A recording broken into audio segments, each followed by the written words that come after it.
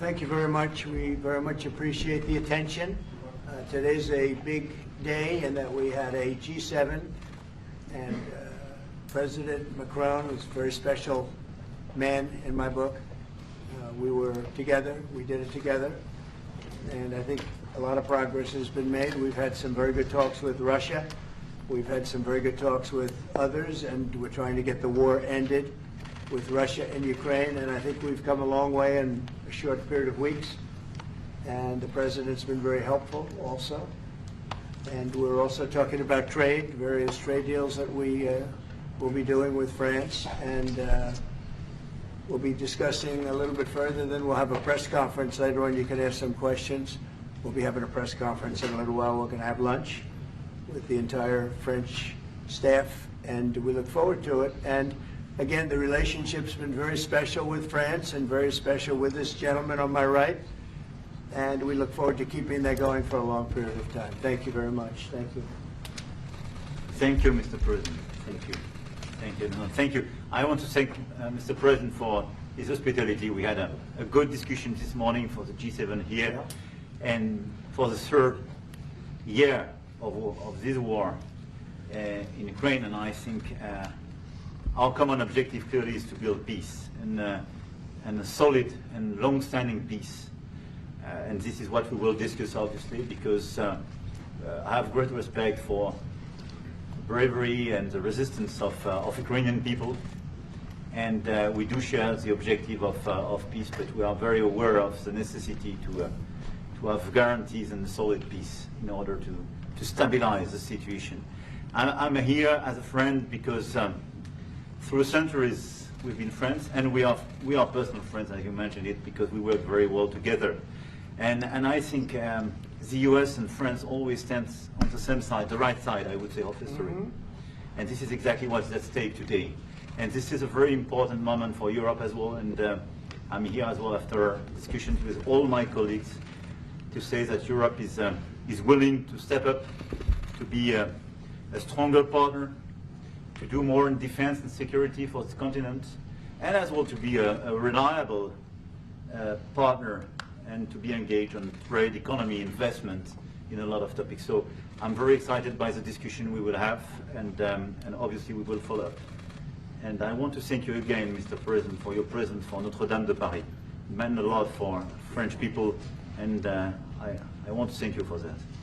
That's the cathedral, and they've done a fantastic job. The President's done a great job in bringing it back. That was a terrible thing, like, what, 5 years ago? Yeah. Watching that burn was a very horrible sight, and you've done a fantastic job in bringing it back, so I congratulate you. Thank you for being here.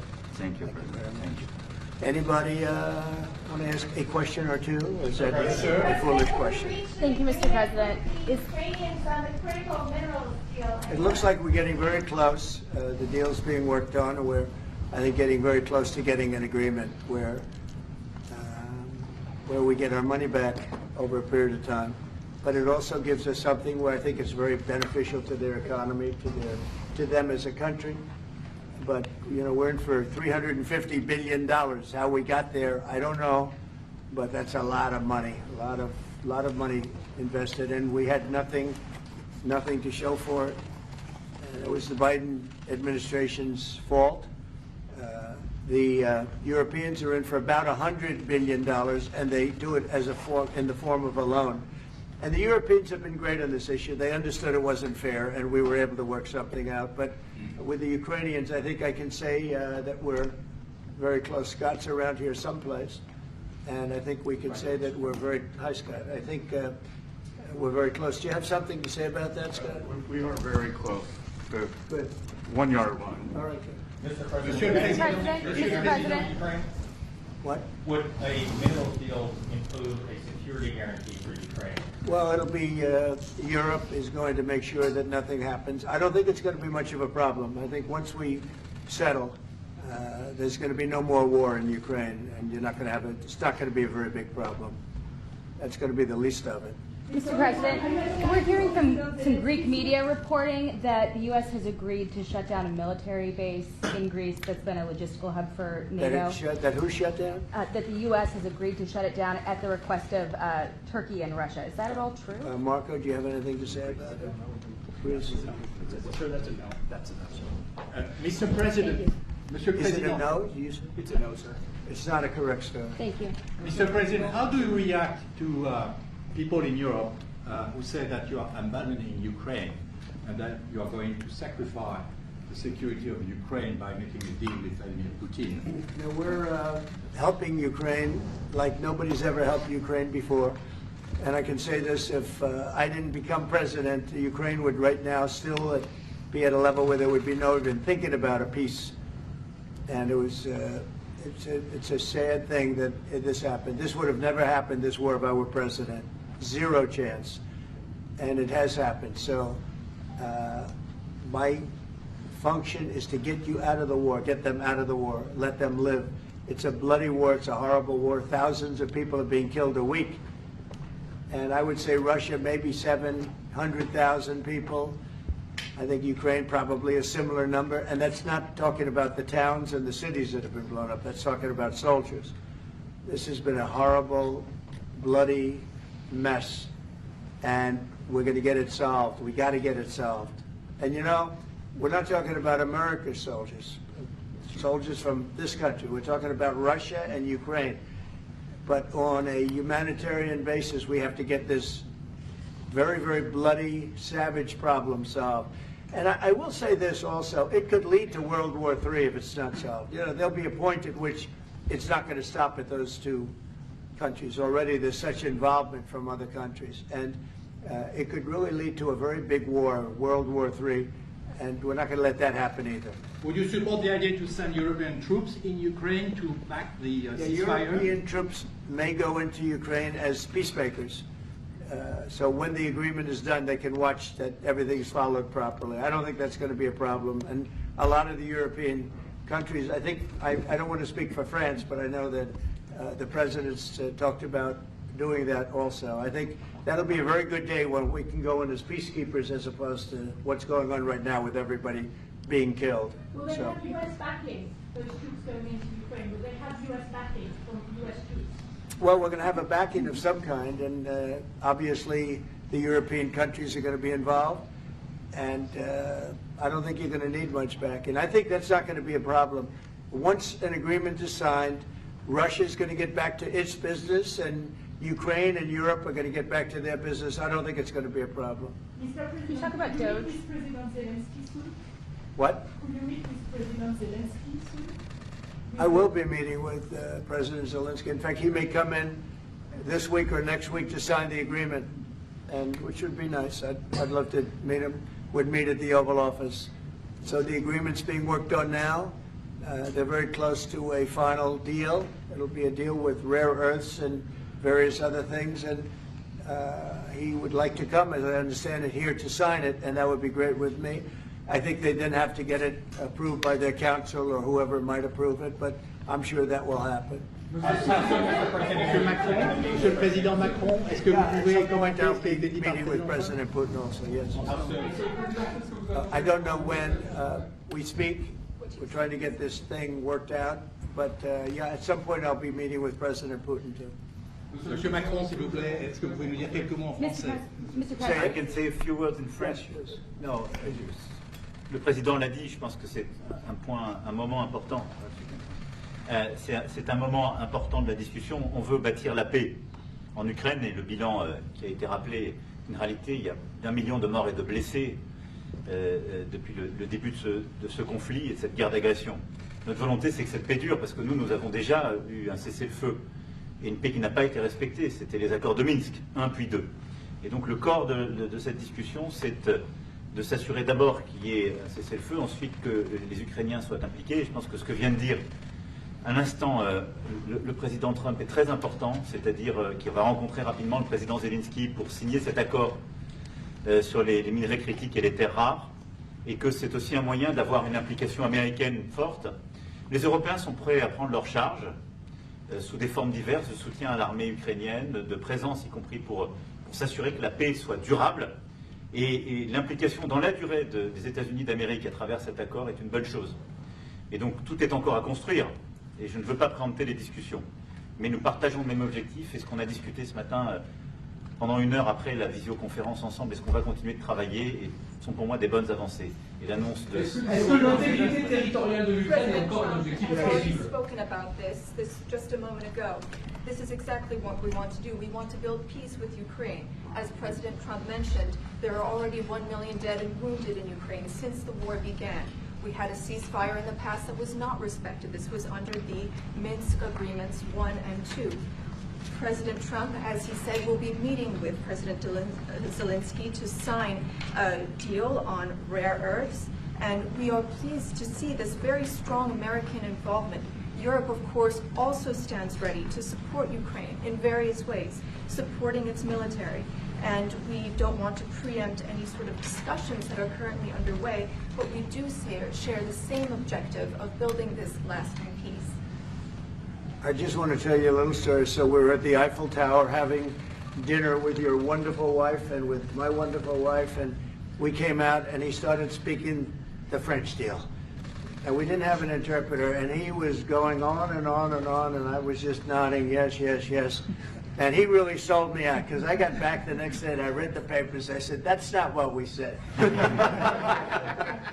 He's a smart customer, I will tell you that. Sure. That was exactly what we agreed Mr. to. President, you called Zelensky a dictator. Would you use the same words regarding Putin? I don't use those words lightly. I think that we're going to see how it all works out. Let's see what happens. I think we have a chance of a really good settlement between various countries. And, you know, you're talking about Europe, and you're talking about Ukraine as part of that whole situation.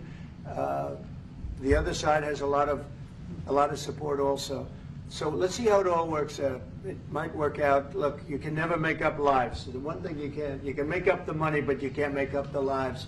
A lot of lives lost. I think probably a lot more lives than people are talking about. It's been a rough war, but I think we're close to getting it solved. Go Question ahead. about Doge, sir. Do you think that Doge could benefit from more streamlined communications? There was that email telling employees to give 5 things that they've done last week.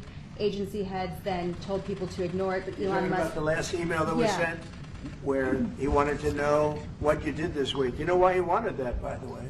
I thought it was great, because we have people that don't show up to work and nobody even knows if they work for the government. So by asking the question, tell us what you did this week, what he's doing is saying, are you actually working? And then if you don't answer, like you're sort of semi-fired or you're fired, because a lot of people are not answering because they don't even exist. They're trying to find, that's how badly various parts of our government were run by, and especially by this last group. So what they're doing is they're trying to find out who's working for the government. Are we paying other people that aren't working? And, you know, where's all that, where's the money going? We have found hundreds of billions of dollars of fraud so far, and we've just started. We're actually going to Fort Knox to see if the gold is there, because maybe somebody stole the gold. Tons of gold. Some of the agencies... So I think it was actually, there was a lot of genius in sending it. We're trying to find out if people are working. And so we're sending a letter to people, please tell us what you did last week. If people don't respond, it's very possible that there is no such person or they're not working. Some of the agency heads instructed their employees not to respond because they were waiting on further guidance, but Elon Musk's tweet said a failure to respond would be taken as a resignation. So there's been a disconnect in communications. Yeah. Are you concerned at all about Only, that? no. That was done in a friendly manner. Only things such as perhaps Marco at State Department, where they have very confidential things, or the FBI, where they're working on confidential things. And they don't mean that in any way combatively with Elon. They're just saying there are some people that you don't want to really have them tell you what they're working on last week. But other than that, I think everyone thought it was a pretty ingenious idea. We have to find out where these people are. Who are they? And we said, if you don't respond, we assume you're not around. And that holds, that stands. And you're not getting paid anymore, too. So, you know, we're doing a real job. And we just had a poll come out, I guess the Harvard poll, saying that it's massively popular what we're doing. So. Mr. President, do you still believe in NATO, in the alliance between Europe and America in NATO, Are you going to go NATO to the is summit in June? very much involved in this. When I first got elected at the very beginning, first term, I got hundreds of billions of dollars put into NATO. NATO had no money because they hadn't paid for years. And I said, look, if you don't pay, we're not going to be a part of NATO. We're not going to protect. We're not going to do what we're supposed to do. And we took in hundreds of billions of dollars into NATO. No, NATO is a good thing if it's done properly and if it's used properly. Mr. President, in these days you speak a lot about tariff in Canada, in Mexico, and in Europe. I want to know what is your idea about Italy, if you want to make the same thing in Italy. What? Can you talk up a little louder? In these days... No, louder. Can you talk a little louder? You have a beautiful voice, but you're not... In these days you speak... Where are you from? Italy.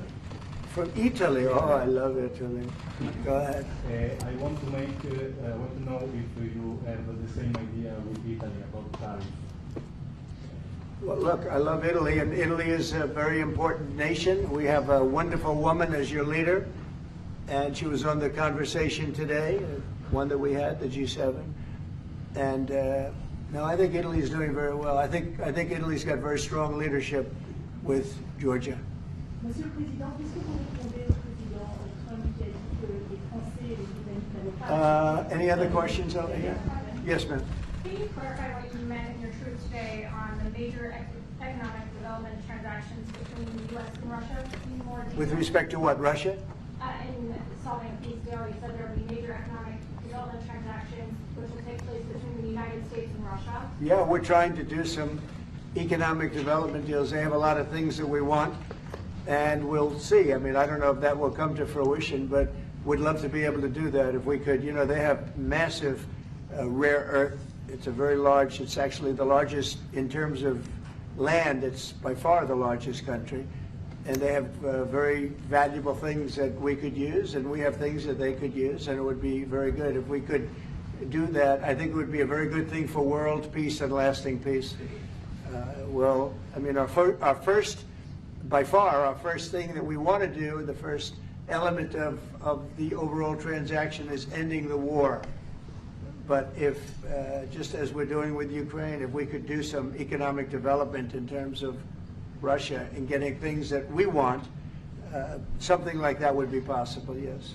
Can you explain the rationale, sir, in the U.S.? Yes, go ahead, please. Can you explain the rationale in having the U.S. vote against the UN resolutions that Ukraine proposed and also the U.S. proposed? I would rather not explain it now, but it's sort of self-evident, I think. Mr. President, first talked about increasing the tariffs on products from the European Union. Is that still something you want to do today? Well, it's not increasing, it's reciprocal. So whatever they charge us, we're charging them. So it's not a question of increasing. If they charge us 20%, we charge them 20%. If they charge us 30 or 40%, then we do that too. So that would be on European Union, but that really would be with respect to everybody. It's reciprocity. So reciprocal. Whatever they charge us, we charge them. Nobody has a problem. Even you, I see you don't have a problem anymore, right? Mr. President, are you thinking of going to Moscow soon, maybe in May for the 9th of May for the anniversary? I mean, not soon, but I would be certainly, if this all gets settled out, which I think it will, sure, I would go there. On the 9th of and May? he'd come here too. On the 9th of May on the Red Square? I don't know the 9th of May, no, I don't. I think that's pretty soon. But no, at the appropriate time, I would go to Moscow. Monsieur le Président, est-ce que l'envoi de troupes françaises I ou think the européennes war est can end envisagé en Ukraine? soon. How soon? Within weeks. Yeah, I think so, Why for right? Ukraine? Don't you think so? I'd like to have you. I think we could end it within weeks if we're smart. If we're not smart, it'll keep going, and we'll keep losing young, beautiful people that shouldn't be dying. And we don't want that. And remember what I said, this could escalate into a third world war. And we don't want that either. Mr. President, your envoy Steve Witkoff suggested a temporary ceasefire in the conflict, but the Russian government has denied that out of hand. Are you worried that they're not dealing in good faith? No, I think they, at some point, will agree to that. I think they probably wanted to. And I think once you have a ceasefire, it's going to end, because they're not going from a ceasefire back to war. I think people have had they're full. I'm just glad I was able to help because there was no communication with Russia until I came along. Biden didn't communicate. He couldn't communicate with his own child. So Biden didn't communicate. He couldn't. It was terrible. He hadn't spoken to Putin in 3 years. You're trying to end a war. People are being killed. Every week, thousands of people are being killed. Soldiers, in this case, mostly. Also towns, you know, as missiles go in and back and forth. No, it's a shame. This should have never happened. This is a very sad, this is going to go down in the history books. This is a very sad moment because that should have been stopped. That should have never started. And if it did start, it should have stopped the first week, not 3 years later. Okay? Je vais répondre, if you allow me, because I have just, je pense que that is the most beautiful language.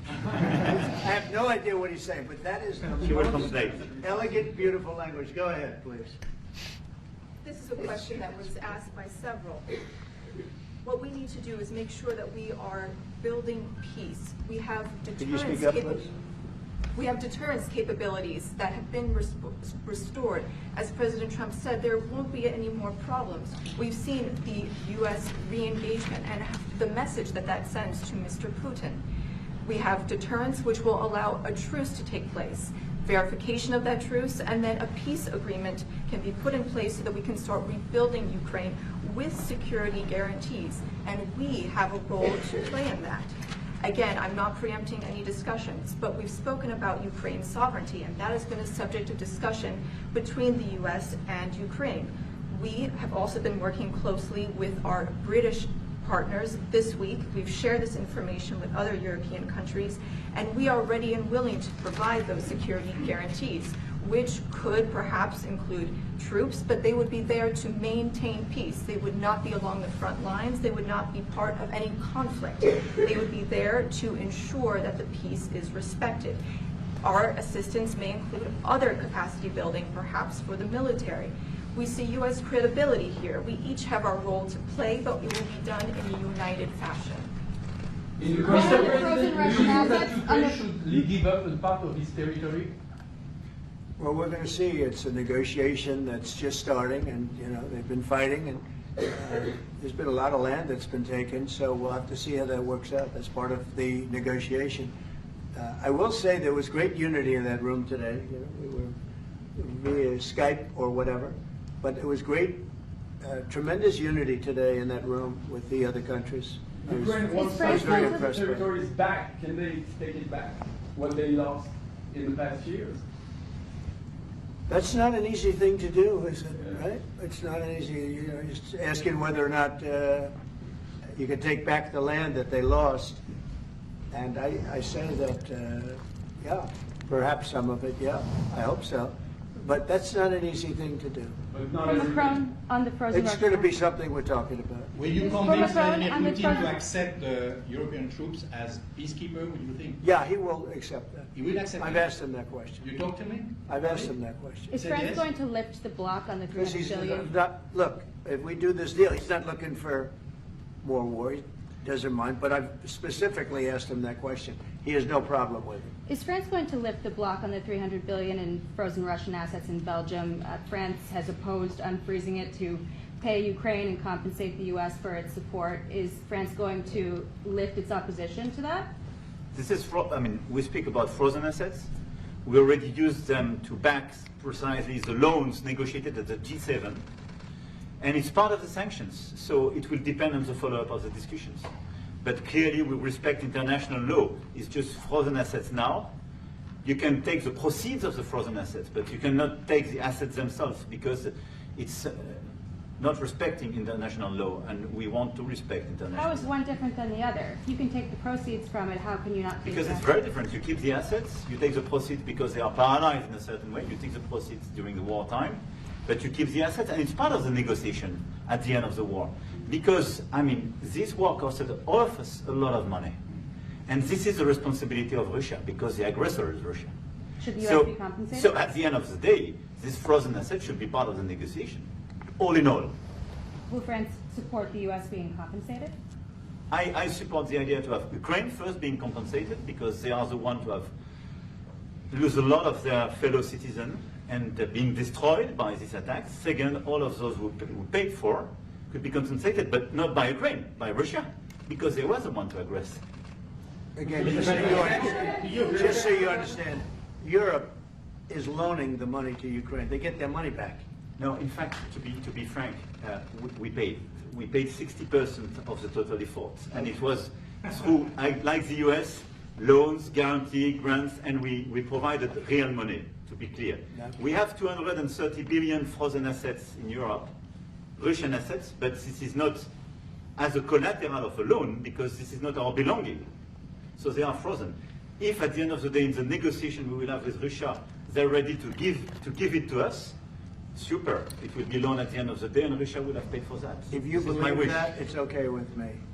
Mr. But President, they get their money back, we don't, and now we do. But, you know, that's only fight fair. both. Mr. President, do you think Russia should be the one that pays everybody back? Are they the aggressors? Well, we're negotiating everything, and everything's on the table, and we'll see if we can get some land back, and we'll see about a lot of different things. And we're going to be making a little speech and say a few words in a little while. We're going to have another meeting, a luncheon meeting, and we'll see you in about 2 hours.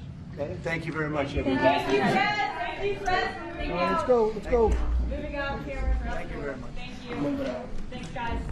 All right, headed out this door right here, right here. We're moving out. Thank you, sir. Good to see you. You got it. Right here. Thank you, Mr. President. Good to see you, sir. Cameras, out the door. Thank you. Out the door. Thank you. Moving out. Let's move. Moving out. Thank you. Thank you. Thank you. Thank you. Straight out. Thank you.